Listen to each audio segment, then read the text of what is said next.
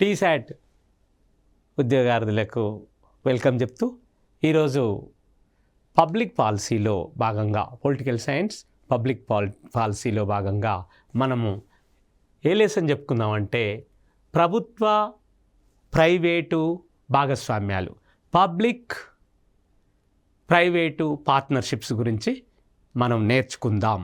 పరిచయం.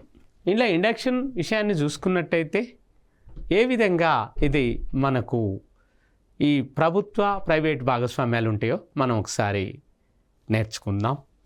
ప్రభుత్వ ప్రైవేటు భాగస్వామ్యం అనే భావన ఇటీవల కాలంలో బాగా ప్రాచుర్యంలోకి వచ్చినటువంటి ఒక విధానం.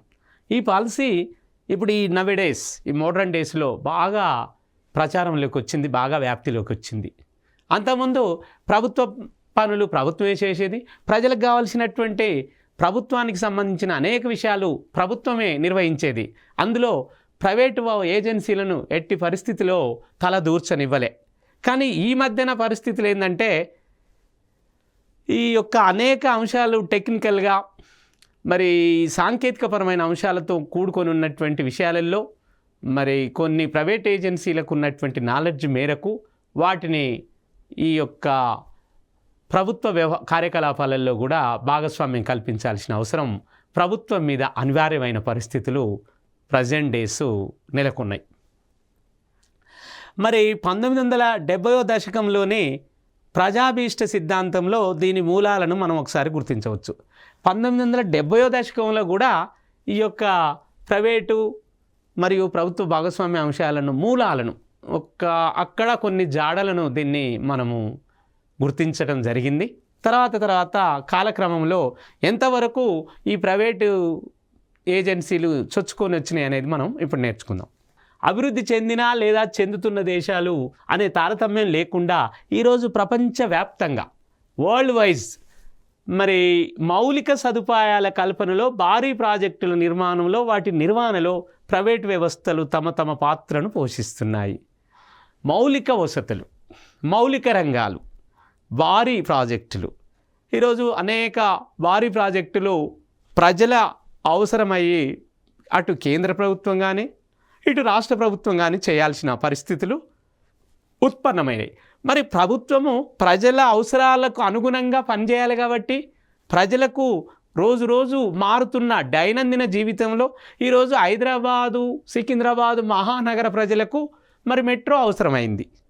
ఎందుకంటే మరి స్పీడ్ లైఫ్లో కాబట్టి మరి అలాంటి మెట్రో స్టేషన్లను మెట్రో కారిడార్లను నిర్వహించాలంటే ప్రైవేట్ ఏజెన్సీలను వాటికి వెల్కమ్ చెప్పాల్సిన పరిస్థితి ఇటు రాష్ట్ర ప్రభుత్వాల మీద, అటు అనేక ఢిల్లీ రాష్ట్ర ప్రభుత్వం, పశ్చిమ బెంగాల్ అంటే బెంగాల్ రాష్ట్ర ప్రభుత్వం, ఇటు తమిళనాడు, అటు మహారాష్ట్ర ప్రభుత్వం, ఇటు కర్ణాటక రాష్ట్ర ప్రభుత్వం ఈ యొక్క ప్రైవేటు సంస్థలను మరి వెల్కమ్ చెప్తూ వాటికి కూడా భాగస్వామ్యం కల్పించి మెట్రో కారిడార్లను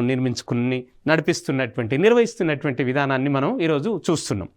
కాబట్టి మరి ఈ భారీ ప్రాజెక్టులు ప్రపంచవ్యాప్తంగా మరి నిర్వహణలో ప్రైవేటు వ్యవస్థలు తమ పాత్రను ఏ విధంగా పోషిస్తున్నాయో మనం కొంచెం ముందుకు పోదాం.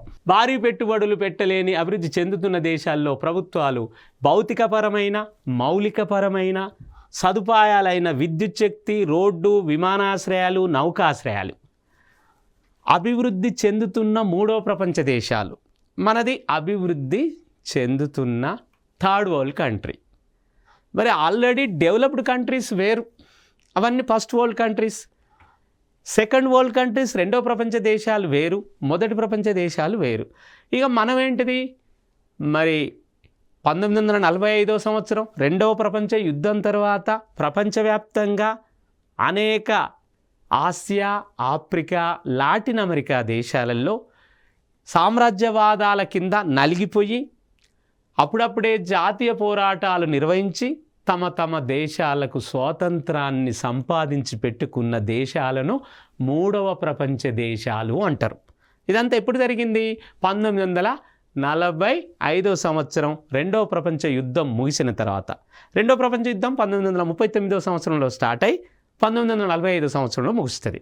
తర్వాత అనేక దేశాలలో ఆ రెండో ప్రపంచ యుద్ధం మూలంగా అనేక దేశాలలో బయలుదేరిన జాతీయ పోరాటాలు తమ దేశాలకు స్వాతంత్రాన్ని సంపాదించి పెట్టుకుని అలాంటి ఆసియా ఖండం, ఆఫ్రికా, లాటిన్ అమెరికా దేశాలు మూడో ప్రపంచ దేశాలుగా మరి రూపాంతరం చెందినాయి. ఈ మూడో ప్రపంచ దేశాలనే వర్ధమాన దేశాలు అంటారు, అభివృద్ధి చెందుతున్న డెవలపింగ్ కంట్రీస్ అంటారు. ఇలాంటి దేశాలలో మరి ప్రభుత్వాలు భౌతికపరమైన మౌలికపరమైన అనేక సదుపాయాలను మరి ఒక విద్యుత్ శక్తి, ఈరోజు విద్యుత్ శక్తి అంశంలో కరెంటు, రోడ్డు, రవాణా, విమానాశ్రయాలు, నౌకాశ్రయాలు మరి ఇలాంటి అనేక ప్రజలకు అవసరమైనటువంటి ఈ అవసరాలు తీర్చాలి కాబట్టి అవి ప్రభుత్వం కేవలం ఒకదాని వల్ల కావట్లేదు కాబట్టి ప్రైవేటు ఏజెన్సీలకు, ప్రైవేటు సంస్థలకు ఈ భాగస్వామ్యం పార్ట్నర్షిప్ను కల్పించవలసిన పరిస్థితులు అనివార్యంగా ఈ మూడో ప్రపంచ దేశాల మీద తప్పకొని పరిస్థితులలో చేయవలసిన అవసరం ఉత్పన్నమైంది. మరి భారీ నీటిపారుదల ప్రాజెక్టులు ఈరోజు మనం చూస్తున్నాం. భారీ నీటిపారుదల ప్రాజెక్టులు ఇకపోతే కమ్యూనికేషన్ సిస్టంలో అనేక ర్యాపిడ్ డెవలప్మెంట్, చాలా వేగవంతమైన అభివృద్ధి జరిగింది. అలాంటి కమ్యూనికేషన్ సిస్టాలు కార్పొరేటు కంపెనీలతో భాగస్వామ్యాన్ని ఆహ్వానిస్తున్నాయి. మరి కార్పొరేట్ సంస్థలు, మల్టీ కార్పొరేట్ సంస్థలు, ఎంఎన్సీస్ మనం చూస్తున్నాం. ఈ బహుళజాతి సంస్థలు, వీటితోనే మనం భాగస్వామ్యాన్ని ఏర్పాటు చేసుకొని అభివృద్ధిని ముందుకు తీసుకుపోవాల్సిన అవసరం ఉన్నది. అదేవిధంగా సామాజిక మౌలికపరమైన సదుపాయాలైన విద్య, వైద్యం, నీటి సరఫరా, పారిశుద్ధ్య నిర్వహణ, ఎడ్యుకేషన్ సెక్టార్లో, ఇకపోతే మరి హెల్త్ సెక్టార్, విద్య, వైద్యం, అదేవిధంగా నీటి సరఫరా అంటే మరి వాటర్ డిస్ట్రిబ్యూషన్లో కూడా అది సురక్షిత మంచినీటి, మరి సాగునీరు, త్రాగునీరు, ఇట్లా పారిశుద్ధ్యం విషయంలో మరి పారిశుద్ధ్యమైనటువంటి మరి మురుగు కాలువలు, ఈరోజు మూసీ నది, ఇలా అనేక రకాల నదుల కాలుష్యాన్ని మనం నివారించాలి కాబట్టి రోగ నివారణ, మరి రోగ పీడితులను ఆ రోగం నుంచి దూరం చేయాలి కాబట్టి వివిధ రకాలైన వ్యాధుల మీద మొదలగు ప్రచారం వంటి విషయాలలో మరి ఈ వివిధ రకాల వ్యాధులు స్వచ్ఛంద సంస్థలు, లాభాపేక్ష లేని సంస్థలతో ప్రభుత్వం భాగస్వామ్యాలను ఏర్పాటు చేసుకుంటుంది. కొన్ని స్వచ్ఛంద సంస్థలతో, ఎలాంటి ఎక్కువ లాభాపేక్ష లేని సంస్థలతో ఇది ముందుకు పోతున్న విషయాన్ని మనం చూస్తున్నాం.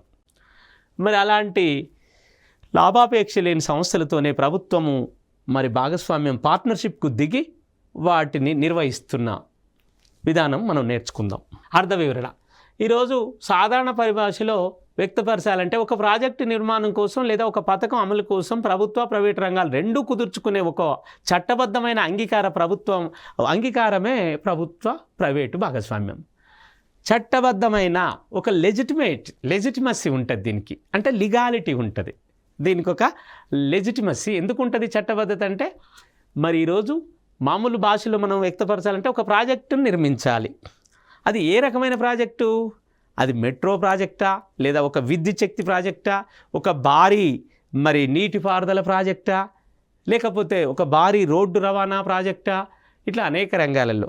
ఈరోజు మన హైదరాబాద్ నగరంలో మరి ఇంటర్నేషనల్ ఎయిర్పోర్టును జిఎంఆర్ సంస్థ, గ్రంథి మల్లికార్జునరావు సంస్థతో కుదుర్చుకొని అక్కడ ఏర్పాటు చేయడం జరిగింది. అట్లనే ఎల్టీ వాళ్ళతోని మరి ఒక ఒప్పందం చేసుకొని మనము ఈరోజు మెట్రో కారిడార్లను నిర్వహించుకుంటున్నాం. ఇట్లా మరి అనేక ఒక ప్రైవేటు సంస్థ, ప్రభుత్వ సంస్థ కలిసి ఒక చట్టబద్ధమైన అంగీకారం చేసుకుంటేనే అది ప్రభుత్వ మరియు ప్రైవేట్ భాగస్వామ్యం అని మనం చెప్పుకోవచ్చు. ప్రభుత్వ ప్రైవేటు భాగస్వామ్యాలు PPP అనేవి పాలనా వ్యవస్థలు, ప్రైవేట్ లేదా స్వచ్ఛంద సంస్థల మధ్య ఏర్పడే సంబంధాలు. PPP, triple P. First P for public,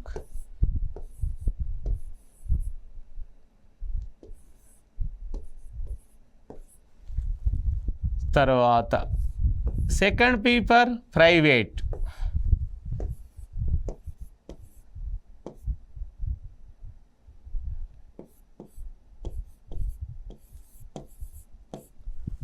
triple P for partnership,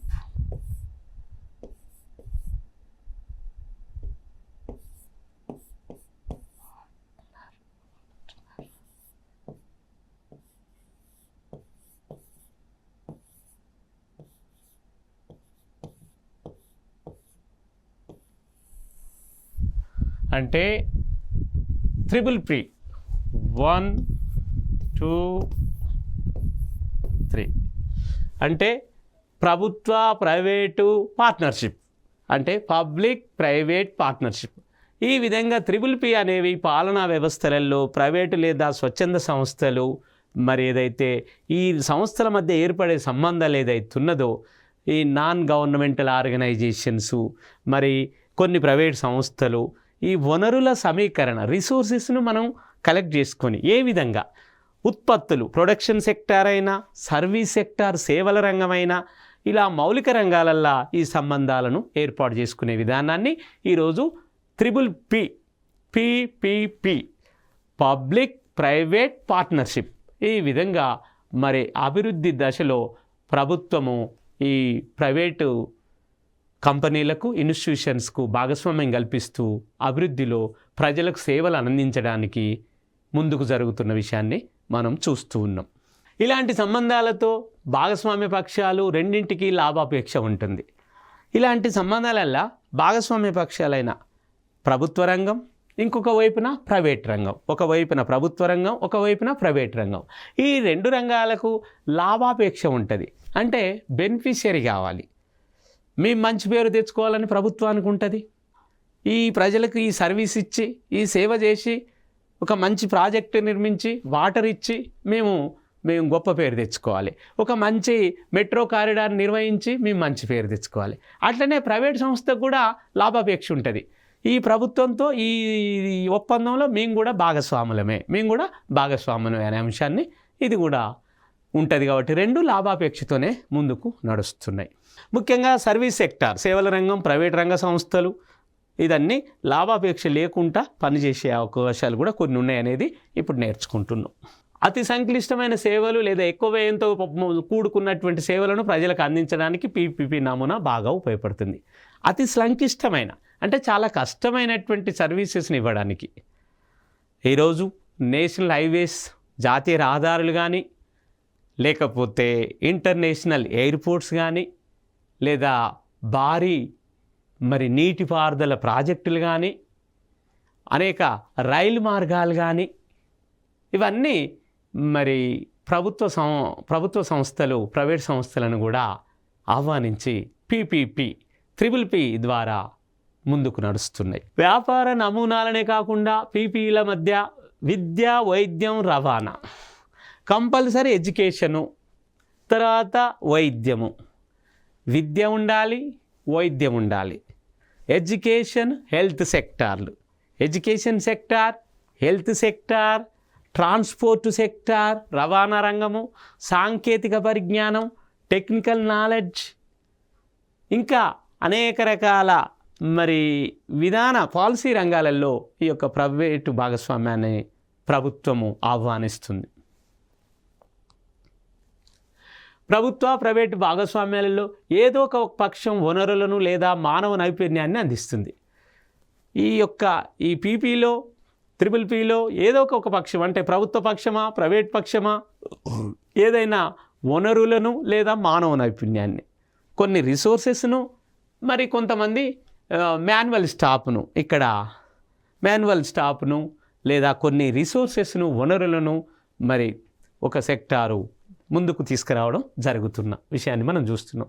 దీని ఫలితంగానే సామర్థ్యం పెరిగి ఉత్తమ సేవ కల్పించే పరిస్థితి ఏర్పడుతుంది.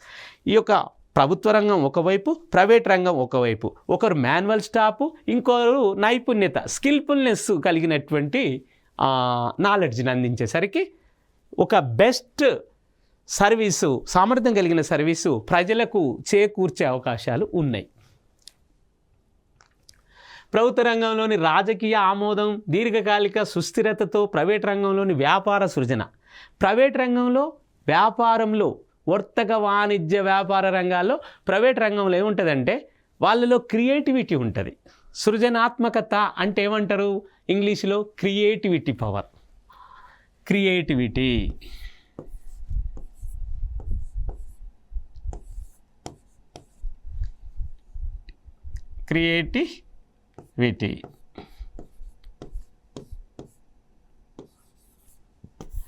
అంటే ఈ ప్రైవేట్ రంగంలో ఆ వర్తక వాణిజ్య వ్యాపార రంగాలలో వాళ్ళు బాగా ఆరితేరింది కాబట్టి వాళ్ళలో క్రియేటివిటీ, ఒక సృజనాత్మకత ఎక్కువ ఉంటుంది. మరి అట్లా ఈ ప్రభుత్వ రంగంలో పొలిటికల్గా మరి దీర్ఘకాలికమైన అనుభవం ఉంటుంది. వీళ్ళు పొలిటికల్ సెక్టార్ నుంచి వస్తారు కాబట్టి ప్రభుత్వ రంగంలో ఉన్న వాళ్ళకు వీళ్ళకు ఒక దీర్ఘకాలికమైన సుస్థిరత అంటే స్టెబిలిటీ ఉంటుంది. వీళ్ళకు స్టెబిలిటీ,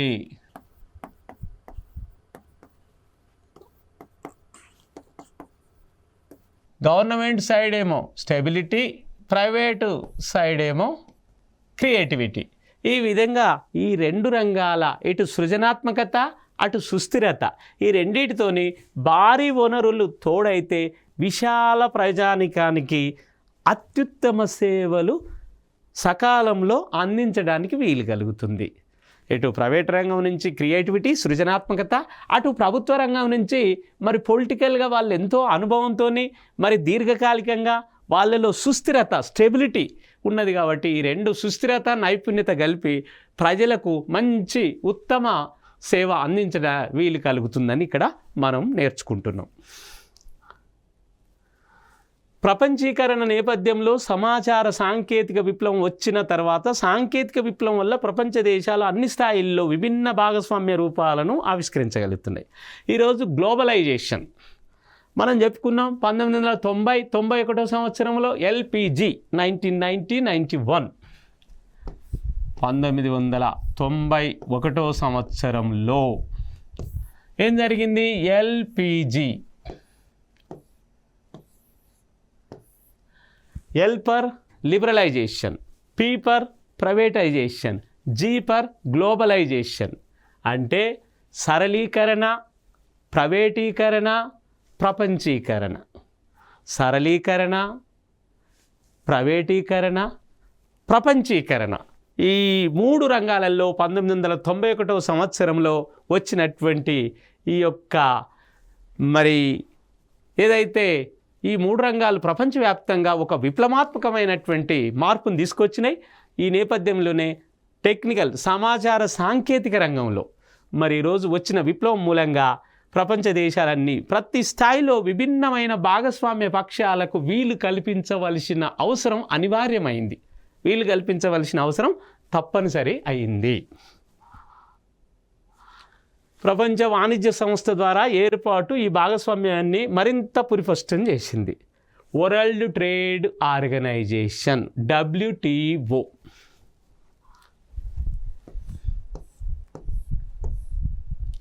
వరల్డ్ ట్రేడ్ ఆర్గనైజేషన్ అంటే ఏంది? ప్రభుత్వ వాణిజ్య సంస్థ, ప్రపంచ వాణిజ్య సంస్థ, వరల్డ్ ట్రేడ్ ఆర్గనైజేషన్. ఈ ప్రపంచ వాణిజ్య సంస్థ ఎప్పుడైతే ఏర్పడ్డదో దీంతో ఈ భాగస్వామ్యం అనేది మరింత పరిపుష్టం, బాగా బలోపేతమైంది. అన్ని ప్రభుత్వ ప్రైవేటు భాగస్వామ్యాలు ఒకే రీతిలో ఉంటాయని భావించడానికి వీల్లేదు. అన్ని ప్రభుత్వ ప్రైవేట్ ఒకే రీతిలో ఉంటాయని అనడానికి వీల్లేదు. అది ఏర్పాటు చేయబడిన దాన్ని బట్టి రకరకాలుగా ఉంటాయి. కాబట్టి ఆయా దేశాలలో తమ ప్రజల అవసరాల మేరకు PPP విధానాలు రూపొందిస్తున్నారు. ఒక దేశంలో, ఒక భారతదేశంలో ఒక తీరుగా ఉండొచ్చు, మరి ఉదాహరణ బంగ్లాదేశ్లో ఇంకో తీరుగా ఉండొచ్చు, శ్రీలంకలో ఒక తీరుగా ఉండొచ్చు, ఆఫ్రికన్ కంట్రీస్లలో ఒక తీరుగా ఉండొచ్చు, లాటిన్ అమెరికా దేశాలలో ఒక తీరుగా ఉండొచ్చు. కాబట్టి అన్ని దేశాలలో PPPలు ఒకే రీతిన ఒకే నమూనాను ఉంటాయని అనడానికి వీలు లేదు. ప్రభుత్వ ప్రైవేటు భాగస్వామ్యాలు ఈ పరిణామ క్రమం ఏ విధంగా ఇది క్రమక్రమంగా పరిణామం చెందుతూ ఈ దశకు వచ్చింది. ఆధునిక ప్రభుత్వ పాలనలో శాఖాంతర, విభాగాంతర సంబంధాలు ఏర్పడి ఈ పాలనా స్వరూపాన్ని మార్చేసినాయి. ఈరోజు మోడర్న్ ఈ యొక్క గవర్నమెంట్ పాలసీ ఈరోజు governance, good governance, e governance ఇట్లా ఒక అధునాతనమైనటువంటి పరిపాలన వస్తుంది. శాఖలలో అంతర్గతంగా, విభాగాల అంతర్గతంగా ఏర్పడిన పాలనా స్వరూపమే మార్చివేసినాయి. సమాచార సాంకేతిక విప్లవం ఇది వచ్చినటువంటి సమస్థాయి భాగస్వామ్యాలకు క్షేత్ర స్థాయి వరకు తీసుకువెళ్ళింది.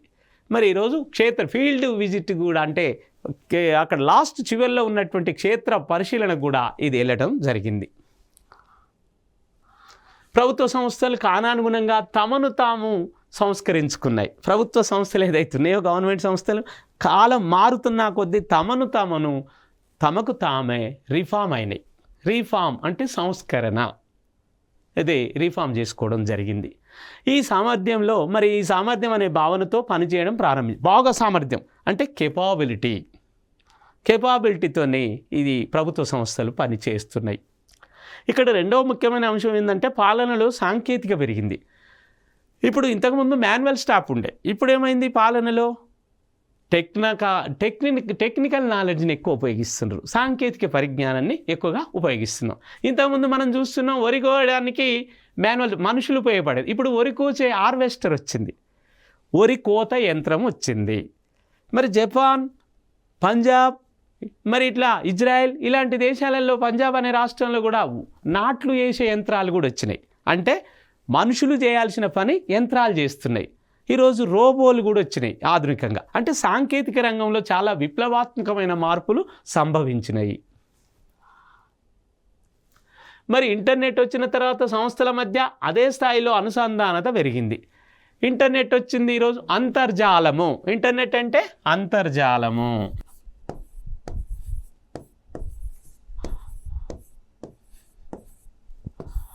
ఇంటర్నెట్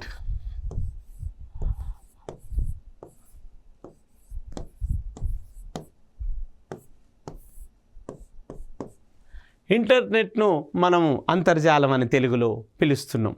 మరి ఇంటర్నెట్ వచ్చిన తర్వాత సంస్థల మధ్యన మరి అదే నిష్పత్తిలో అంతే స్పీడ్ అనుసంధానత పెరిగింది, ఒకదానికొకటి అడాప్ట్ కావడం చాలా ఎక్కువైంది. మరి పీపీపీలు సాంకేతికలను అందించి పాలనను ప్రజలకు చాలా దగ్గర తీసుకొచ్చినాయి. Administration at your doorstep, పరిపాలన ప్రజల వద్దకే పరిపాలన. Administration at your doorstep, గుడిసె ముందుకే పరిపాలన తీసుకొచ్చినాయి, మెరుగుపడింది. గతంలో ప్రభుత్వాల వద్ద పరిమిత వనరులే ఉండే, గవర్నమెంట్ దగ్గర పరిమితమైనటువంటి వనరులే ఉండే ఇంతకుముందు. ఇప్పుడు పరిమిత సామర్థ్యాలు ఉండేవి, ఇప్పుడు వ్యాపార తరహా నిర్వహణ అంటే కార్పొరేట్ తరహాలో ఇప్పుడు ప్రభుత్వాలు కూడా ముందుకు నిర్వహణ చాలా వేగంగా జరుగుతుంది. పౌరులను వినియోగదారులుగా భావించే దృక్పథం పాలనా వ్యవస్థలు ప్రైవేట్ రంగ సంస్థలలోనూ పనిచేయడానికి సంసిద్ధమైనాయి. ఈరోజు మరి పౌరులంతా కన్జ్యూమర్స్, వినియోగదారులుగా మారుతున్న ప్రస్తుత తరుణంలో ఎట్లా అంటే పాలనా వ్యవస్థలే ప్రైవేట్ రంగ సంస్థలతోనే పనిచేయడానికి సిద్ధమవుతున్నాయి. అంటే ప్రభుత్వ వ్యవస్థలే ప్రైవేటు సెక్టార్లతో పనిచేయడానికి ముందుకు వస్తున్నాయంటే ఎంత స్పీడీ డెవలప్మెంట్ జరిగిందో మనందరం ఒకసారి ఊహించుకోవచ్చు. పబ్లిక్ ప్రైవేట్ పార్ట్నర్షిప్ ఏదైతే మనం ఇంతకుముందు చెప్పుకున్నట్టే పబ్లిక్ ప్రైవేట్ పార్ట్నర్షిప్, మరి దీనివల్ల కావలసినటువంటి వనరులను సేకరించడంతో పాటే సాంకేతికత నైపుణ్యాలను సైతం ప్రైవేట్ రంగం, ఒకవైపు సాంకేతికత టెక్నాలజీ, ఇంకొక వైపు నైపుణ్యత స్కిల్ఫుల్నెస్, ఈ విధంగా మరి ప్రైవేట్ రంగం నుంచి పొందే అవకాశం ప్రభుత్వ పాలనకు దక్కింది. ఇలాంటి అవకాశం ప్రభుత్వ పాలనకు దక్కిందని చెప్పుకోవచ్చు. సమాచార రంగం, సాంకేతిక రంగం పాలనలో మరి ఈరోజు మొత్తం పరిపాలనా సరళినే మార్చివేసింది. ఈ విధంగా సమాచారాన్ని డిజిటల్ రూపంలో భద్రపరుస్తున్నారు. ఈరోజు సమాచారాన్ని ఏం చేస్తారంటే డిజిటల్ రూపంలో భద్రపరుస్తారు ఇంటర్నెట్ వచ్చిన కాంచి. అంతకుముందు మనము గ్రంథాల రూపంలో, పుస్తకాల రూపంలో భద్రపరిచేది. ఈ విధంగా దాన్ని మరి డిజిటల్ రూపంలో ఎక్కడికైనా పంపే ఆస్కారం కూడా లభించింది. డిజిటల్ రూపంలో ఉన్నటువంటి ఈ సమాచారాన్ని, ఈ ఇన్ఫర్మేషన్ అండ్ టెక్నాలజీ రంగంలో వచ్చినటువంటి విప్లవాత్మకమైన మార్పుల మూలంగా ఈ డిజిటల్ రూపంలో భద్రపరిచి ఇన్ఫర్మేషన్ను డిజిటల్ రూపంలో భద్రపరిచి దానిని ఏ సమయంలోనైనా